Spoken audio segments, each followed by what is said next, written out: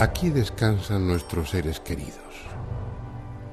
Y aquí vendremos también nosotros, porque la muerte es biológicamente un fin inevitable. Todo lo que vive ha de morir.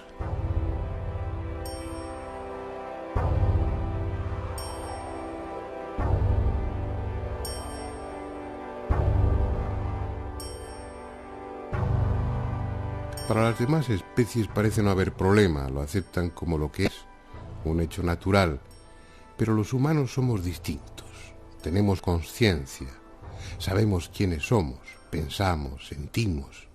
Por eso cuando alguien cercano muere, experimentamos tristeza y nostalgia por su ausencia.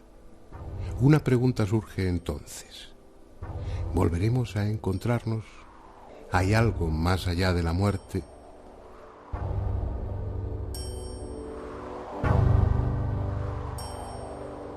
Una pregunta que en definitiva no afecta tanto a nosotros como a los que ya se fueron, porque nosotros iremos después.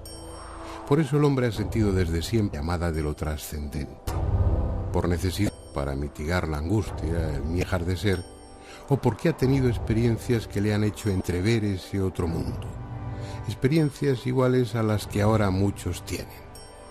Sueños, estados de casi muerte, trances, proyecciones fuera del cuerpo. Sea por una u otra razón, o por ambas, los humanos llevamos milenios intentando comunicarnos con los muertos. No solo para tener una prueba de que después de la muerte se continúa existiendo, sino también para saber cómo es ese otro mundo que presuntamente nos aguarda. No es pues un tema nuevo. Sin embargo, en la historia reciente suele decirse que el espiritismo, la comunicación con los muertos, nació en marzo de 1848 en una casa de Heidel, en el estado de Nueva York, cuando las hermanas Foss, entonces unas niñas, comenzaron a recibir mensajes mediante raps, golpes secos en los muebles y en las paredes, de un buhonero asado en aquella casa años antes. Y aunque los contactos con el otro mundo sean mucho más antiguos, ese hecho puede bien servir de referencia, porque a partir de él, la comunicación con los espíritus se convirtió en una práctica habitual en los salones de América y de Europa.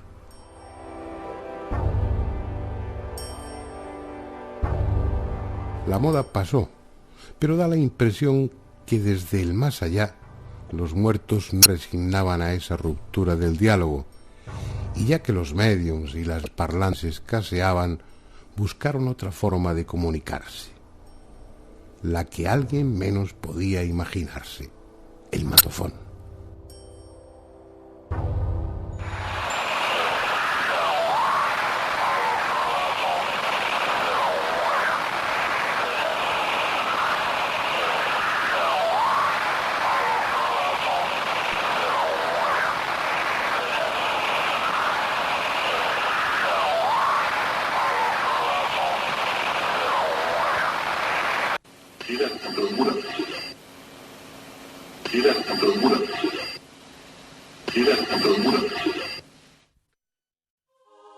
Fue el 12 de junio de 1959. Ese día, Friedrich Jürgenson obtuvo accidentalmente las primeras psicofonías mientras grababa con su magnetofón portátil en un bosque cerca de Estocolmo. No era esa su intención. Trataba simplemente de grabar el canto de determinados pájaros para ambientar sonoramente uno de los tales. Fue después, al llegar a casa y al escucharlo, cuando se dio cuenta de que además del canto de los pájaros había otra cosa: voces, murmullos prácticamente ininteligibles e incluso el sonido de un instrumento musical. Pensó que era un defecto del magnetofón o de la cinta, porque cuando había hecho las grabaciones en el bosque no había absolutamente nadie. Sin embargo, en los días siguientes, y a pesar de las precauciones que tomó, nuevas voces aparecieron en la cinta magnetofónica. Y una de ellas la reconoció inmediatamente, porque era la de su madre muerta, que le decía: Freddy, Freddy, mi pequeño Freddy. Se inició así una etapa apasionante, llena de logros espectaculares en un campo de experimentación totalmente nuevo, y también de sinsabores, por la incomprensión y por el rechazo que muchos investigadores mostraron ante algo tan poco científico como que desde el otro mundo los muertos quisieran comunicarse con los vivos. Pero eso era lo que realmente parecía. Aquellas voces no solamente se identificaban como personas fallecidas, sino que también usaban sus voces. Un solo ejemplo. Constantin Raudive, la figura más destacada en este campo, que a su muerte en 1974 dejó grabadas alrededor de 100.000 psicofonías, al 1 de agosto de 1961 por Andrea, una amiga muerta, obtuvo inmediatamente esta respuesta.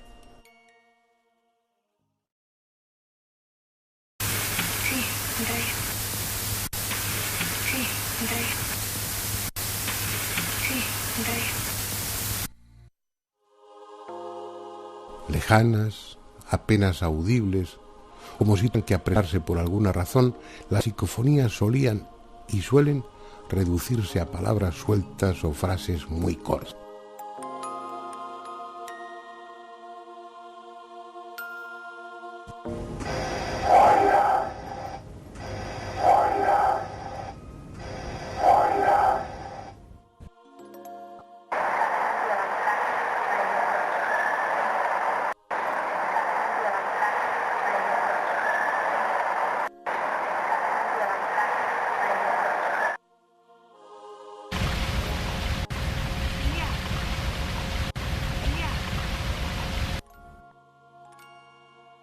Pero no siempre es así.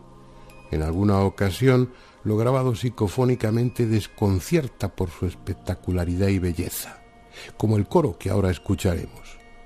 Voces armoniosas cantando presuntamente desde el otro mundo, obtenidas por el investigador italiano Marcello Bacci, y que, aunque no tengan necesariamente que ver con lo religioso, recuerdan los cantos litúrgicos.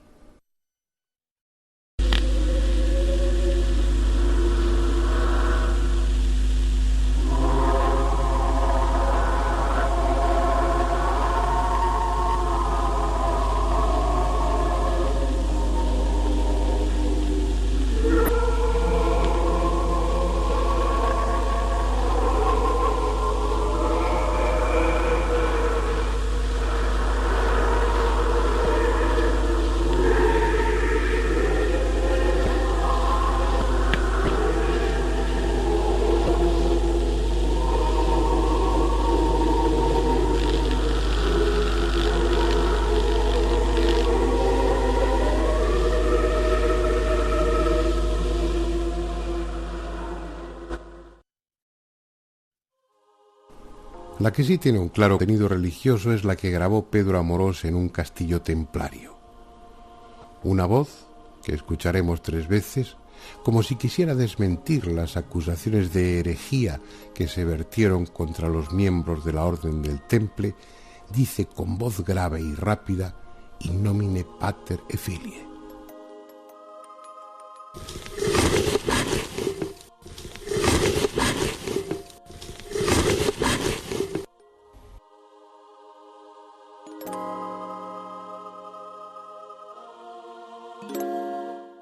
En teoría, cualquier sitio es bueno para grabar psicofonías. Como veremos después, los investigadores las obtienen frecuentemente en su propio laboratorio. Pero los lugares donde se han producido hechos luctuosos o dramáticos parecen los preferidos cuando se hace investigación de campo. ¿Por qué? Puede que, como algunos sugieren, allí quede una especie de energía remanente, como si los sentimientos acumulados en el lugar favoreciesen los fenómenos paranormales.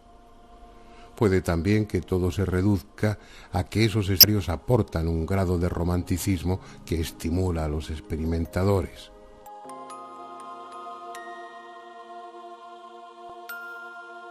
Sea por una u otra razón, los cazadores de psicofonías acuden a lugares como este, en el condado de Treviño, un pueblo llamado Ochate, del que solo queda en pie la torre de su iglesia, desnuda y fantasmal.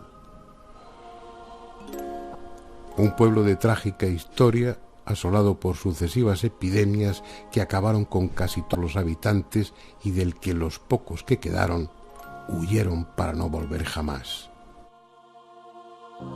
Muchos de los que, atraídos por su siniestra fama, han pasado la noche aquí, hablan de suspiros, de pisadas a su alrededor, incluso de agresiones por manos invisibles, y también han obtenido psicofonías. Oigamos un par de ellas grabadas en el interior de la torre. La primera requiere un oído atento, pero si se fijan distinguirán una lejana voz femenina preguntando qué hace la puerta cerrada.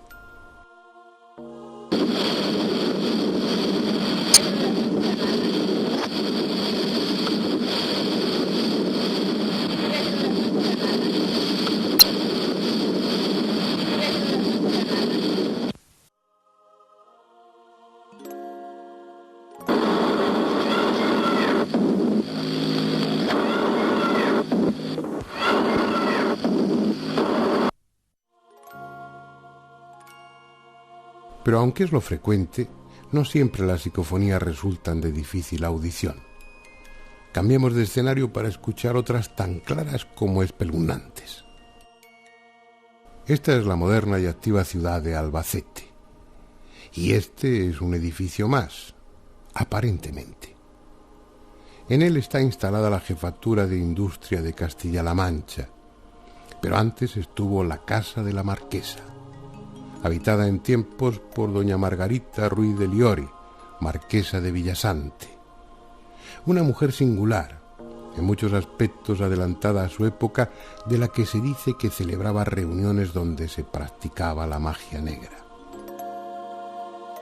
En 1954 fue acusada de haber mutilado el cadáver de su hija Margot, así como de otros hechos siniestros, entre los que figuraba el sacrificio de animales. Tengan o no que ver con aquellos acontecimientos, lo cierto es que el moderno edificio ha sido teatro de fenómenos paranormales de los que el personal de las oficinas ha sido testigo en numerosas ocasiones.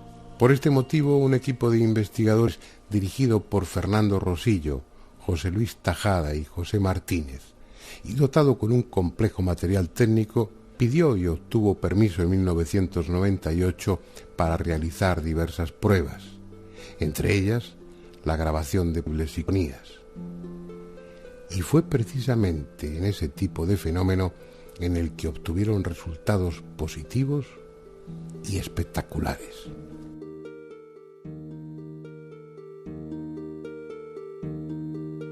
Las psicofonías que se han obtenido, una de ellas, por ejemplo, dice, es una voz de una niña de corta edad que parece indicar o parece decir mamá, frío y miedo. Es una psicofonía que después de los análisis que le hemos practicado con una serie de programas que estamos utilizando, nos dan una confianza y una validez de un 100%. Otra de ellas, por ejemplo, decía, hay mucha energía, José. Esa psicofonía se obtuvo a raíz de una pregunta que hizo Luis en un ordenador portátil que teníamos la primera noche. Y lo mismo, es la misma voz con la misma cadencia.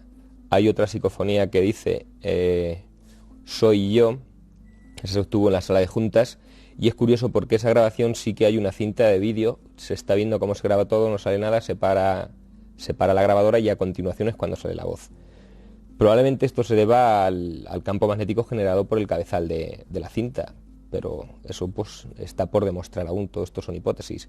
Y por último, la otra psicofonía, quizá la más impactante por el contenido, sea la que se grabó la última noche. Es la misma voz con la misma cadencia, y en este caso lo que decía era simplemente yo soy Dios. Son psicofonías, como estábamos comentando, que sin tener que filtrar, ni limpiar, ni samplear, tienen una claridad y una contundencia para nosotros poco conocida. Y en efecto, resultan perfectamente audibles, y podría añadirse que escalofriantes, porque se trata de susurrante de una niña que dice cosas como mamá, frío, miedo.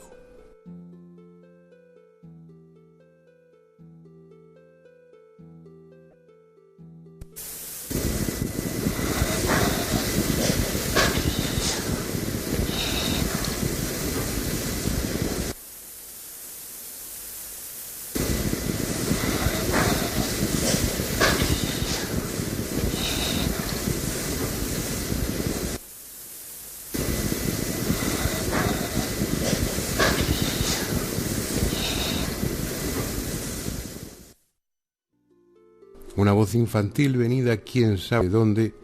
En otro de los momentos se acercó a uno de los micrófonos para decir que era ella.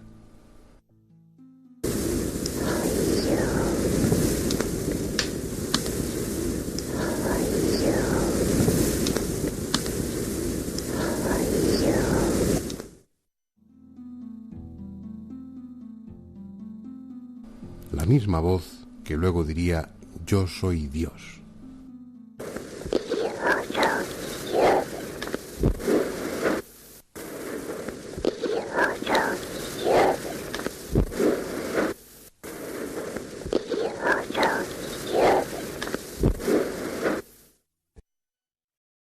¿Qué son esas voces? ¿De dónde proceden? Los que asistimos a aquellos años iniciales de las psicofonías recordamos las encendidas polémicas entre los que sostenían que se trataba de algo sobrenatural y aquellos que pretendían encajar el fenómeno dentro de lo conocido. Se barajaron todo tipo de hipótesis. Obviamente se habló de grabaciones espurias, es decir, fragmentos de programas de radio o de televisión que por alguna razón quedaban registrados en la cinta. Se dijo también que podía ser un fenómeno de ventriloquía inconsciente o un fenómeno de psicocinesis, es decir, que la propia mente del investigador estuviera alterando la materia, en este caso la cinta magnetofónica, y su inconsciente fuera el que produjese las voces. Pero todas esas hipótesis no resistieron la contundencia de los hechos y quedaron en nada. Si no se trata de las voces de los muertos, como ellas mismas suelen presentarse, habrá que convenir que cuando menos se trata de voces procedentes de un nivel de la realidad diferente a este en el que estamos, de otra dimensión, de otra parte de este mundo que no es accesible a nuestros sentidos. Esa, por el momento, parece ser la única conclusión lógica. Si ante un hecho paranormal, como una parafonía de efectos físicos, o las caras de Belmez, técnicamente llamadas teleplastia, no encontramos la causa, descartado el fraude, no encontramos la causa en el mitológico, donde el hecho se produce, como no puede haber efecto sin causa, la causa tiene que estar en otro nivel.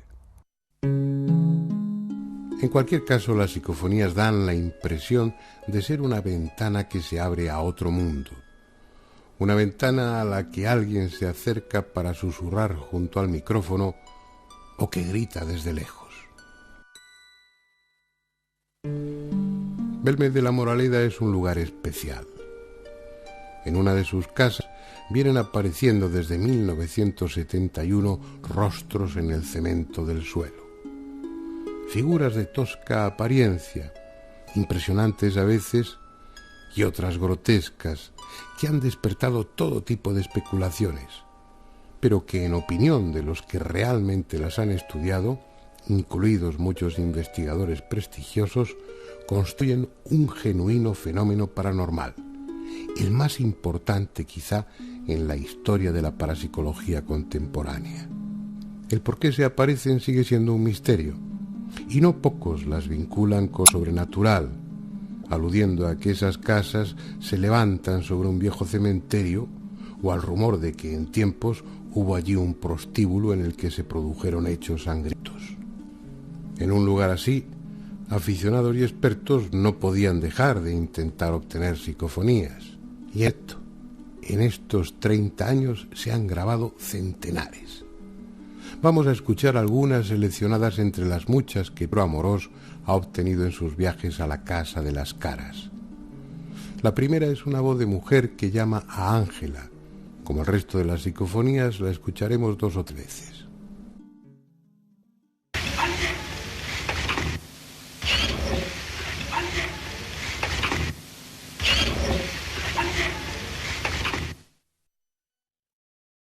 Otra, también muy clara, pero de contenido más siniestro, parece decir matar a él.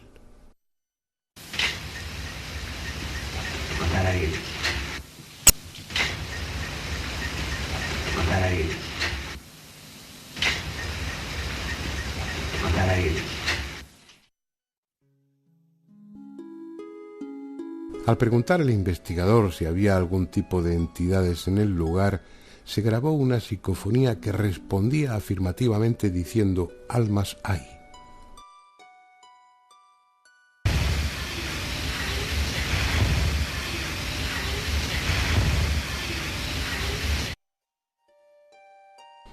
En otro momento, una de esas voces parece decir «ponte la mano en la frente».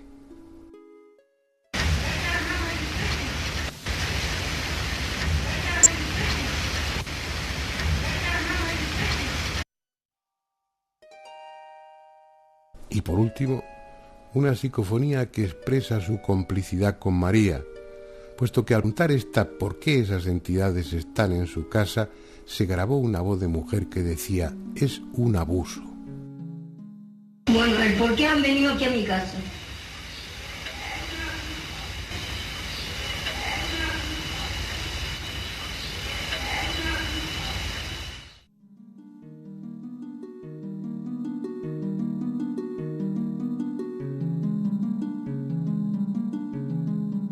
Aunque mucho más joven que Germán de Argumosa y que Sinesio Darnel, Pedro Amorós es ya uno de los investigadores más conocidos en Europa en este tema, tanto por su rigor como por su tenacidad. Lleva unas 40.000 psicofonías grabadas y gran parte de su experiencia la ha recogido en un libro, Psicofonías, Voces del Más Allá, donde, entre otras cosas, describe la técnica más adecuada para grabar estas voces, tanto en la investigación de campo como en el laboratorio. Así pues, bien puede ser él quien nos ilustre sobre la mejor forma de hacerlo. Pues para grabar una psicofonía, la técnica más simple que hay es un simple magnetofón de estos de reportero que utiliza normalmente la gente. Eso sí, con un micrófono conectado con un cable, ¿no? Esto nos da un registro y aquí se pueden grabar psicofonías y hay muchísima gente que ha obtenido psicofonías verdaderamente espectaculares con esta técnica, con un simple magnetofón, un grabador. Yo al principio utilizaba un grabador, un pequeño maletín pequeñito de plástico y me iba por ahí a intentar conseguir psicofonías en casas encantadas o que se decían misteriosas, ¿no?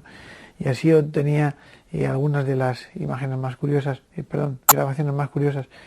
Claro, luego utilizas aparatos como de bobina abierta o incluso los ordenadores que te dan un espectro, un ancho diferente de grabación y gracias a eso las líneas son más claras, más inteligibles y se puede trabajar mucho mejor con el sonido, evidentemente. No es lo mismo caminar por autopista que por una carretera comarcal.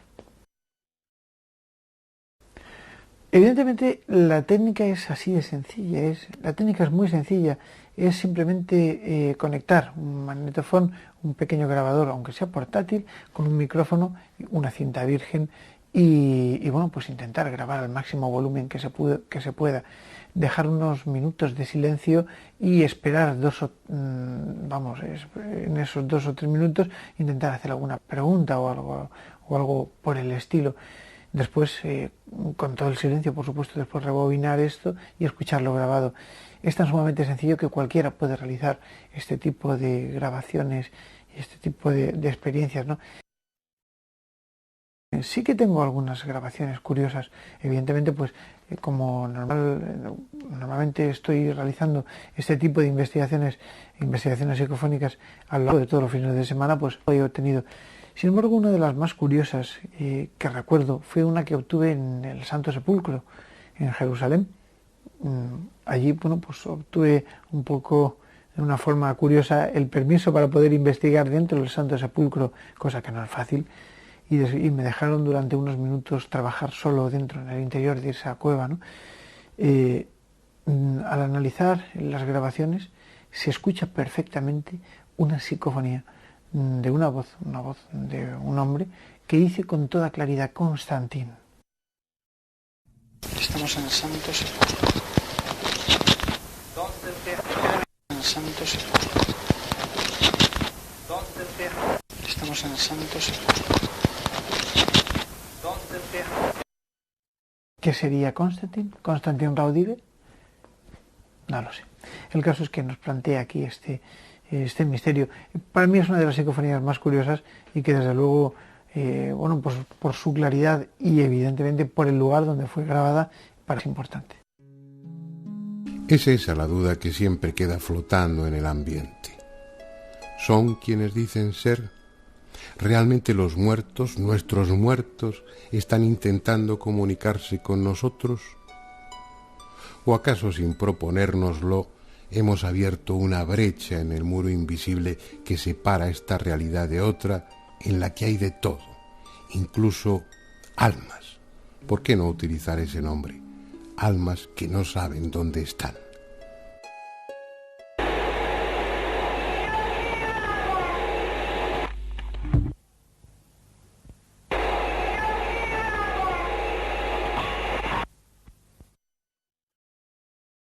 O niños perdidos, solos en un mundo de sombras que utilizan este medio para gritar su desconsuelo.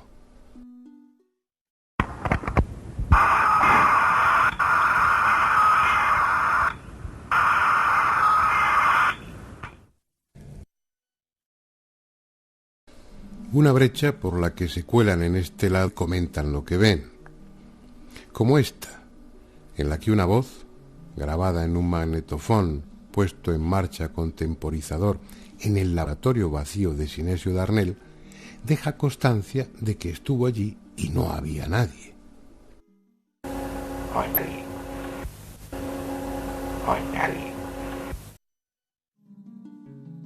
O ante un malentendido con el mismo investigador, se excusa diciendo que él no ha sido.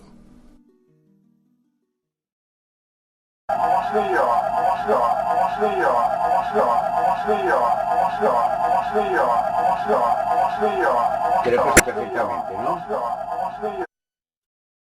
Quizá ese otro mundo del que ven las voces no esté en ningún sitio que pueda visitarse y sea un reino sin tiempo y sin espacio.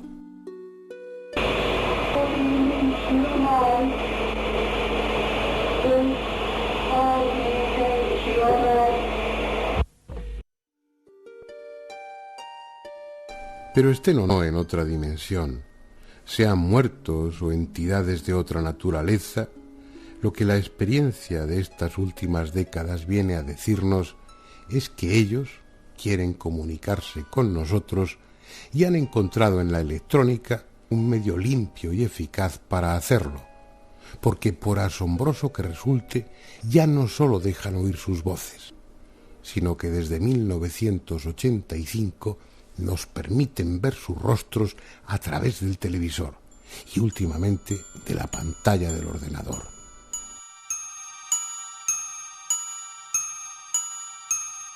Este es el padre François Brin, durante una de sus conferencias. Sacerdote y teólogo, se ha convertido en algo así como un apóstol de la transcomunicación. Entiende que las psicofonías y ahora las psicoimágenes constituyen una fuente de esperanza, un alivio para aquellos que han perdido seres queridos o sienten el temor de que tras la muerte no haya nada.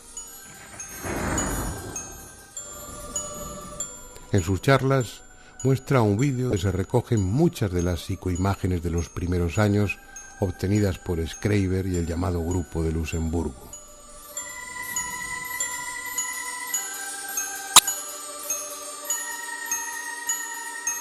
Si a Jürgenson le corresponde el mérito de haber grabado en 1959 las primeras psicofonías, a Klaus Schreiber le pertenece el de grabar las primeras psicoimágenes en 1965.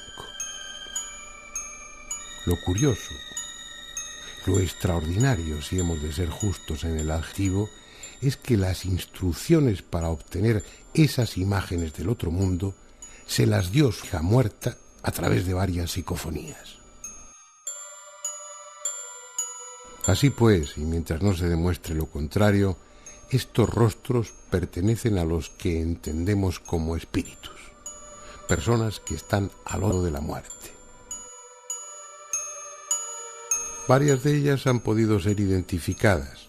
En el vídeo que estamos viendo también se muestra la fotografía de algunas tomadas en vida.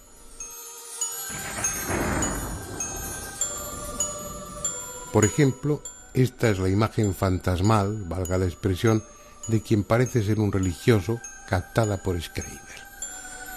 Y esta, es una fotografía del mismo cuando estaba vivo. Un austriaco que fue abad en un monasterio y que durante muchos años se dedicó al estudio del espiritismo. Esta hermosa mujer que nos sonríe desde el más allá es una alemana que vivió en Estados Unidos y murió a los 74 años.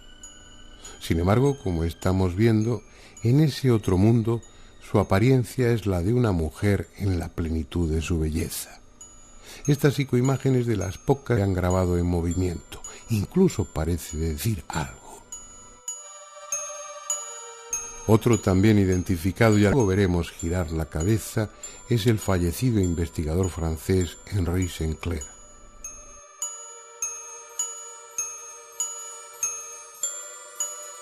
Pero siendo todo ello desconcertante, lo más insólito es que algunas de esas imágenes muestran un mundo similar a este, con objetos, mar, paisajes, animales. Carecemos de otra información que la que ellos nos proporcionan a través de las psicofonías, de la escritura automática y de otros métodos del espiritismo clásico, y es poco o demasiado subjetivo como para sacar conclusiones. En realidad no sabemos si estamos viendo ese otro mundo como auténticamente es, o como ellos, sean muertos u otra cosa, quieren que lo veamos.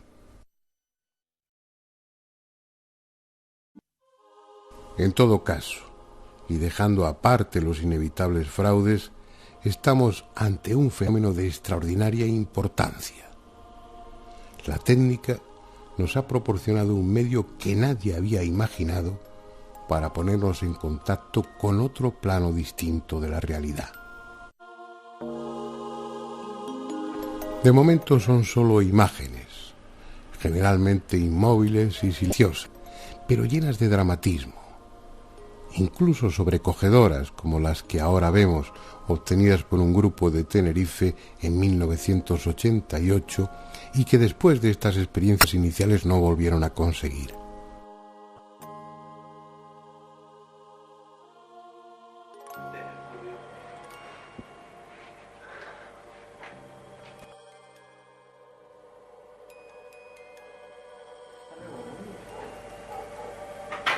Meto la pinta. Y luego.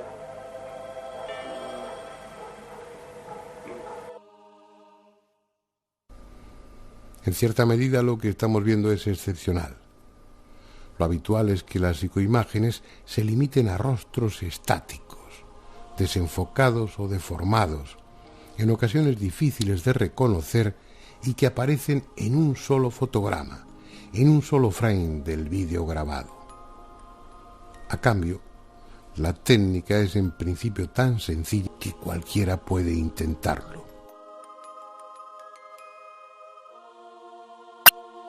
Pues la psicoimagen realmente es muy sencilla de obtener. Simplemente hace falta una cámara de vídeo pequeñita conectada a un monitor de televisión. Y entonces lo único que tenemos que hacer es enfocar el monitor de televisión con la propia cámara. Una vez que tengamos enfocado, dejaríamos un ángulo de unos 45 grados con respecto a la línea del monitor cámara. Y lanzamos el zoom hacia la esquina inferior derecha normalmente. Así se forme un efecto de retroalimentación que normalmente suele ser una espiral. En esta espiral nada más conseguir este efecto que nosotros le llamamos retroalimentación, pues ahí lo único que hay que hacer es intentar obtener estas psicoimágenes. Es muy buena la técnica de utilizar una cámara conectada al ordenador y el ordenador que pueda hacer todo lo grabado, porque así podemos examinar sin ningún problema todos y cada uno de los fotogramas, frames que componen la grabación de estos segundos de filmación, ¿no?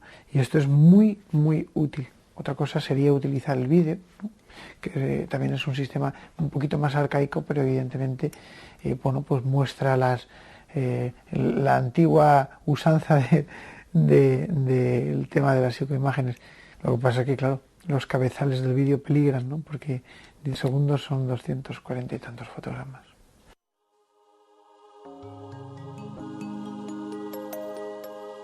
Hemos oído sus voces, hemos visto sus rostros, si son quienes dicen ser, el miedo que desde siempre hemos sentido ante la muerte debiera desvanecerse para dar paso a la certeza de que tras ella continuamos existiendo. Sin embargo, siendo mucho lo que se ha avanzado en este campo, no es suficiente. La mayoría necesita pruebas más sólidas aún, más concluyentes. Y quizá tengan razón. Pero al menos convengamos en que estas experiencias abren una puerta a la esperanza.